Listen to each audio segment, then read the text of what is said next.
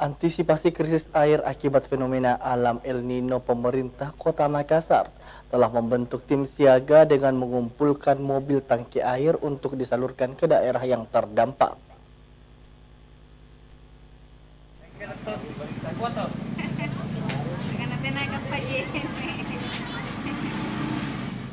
Pemerintah Kota Makassar mulai membentuk tim siaga dalam menghadapi antisipasi krisis air dampak fenomena alam El Nino yang mulai dirasakan warga Kota Makassar hingga akhir tahun 2023. Antisipasi yang dilakukan pemerintah Kota Makassar yakni dengan melibatkan semua unsur-unsur terkait, mulai dari menyiapkan mobil tangki milik PDAM hingga damtor milik Damkar Kota Makassar.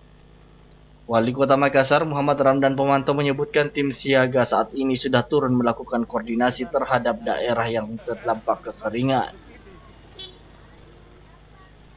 Kita melakukan siaga El Nino, ya. Semua unsur termasuk sumber-sumber air apa semua termasuk mobil tangki saya akan kumpulkan semua. Ini sementara kita konsolidasikan. Kan ada beberapa kecamatan ini Pak Wali yang masih sudah terdampak sekarang, terdampak, dan ini baru diramalkan sampai Oktober sampai bahkan November. Jadi kita harus bersiap.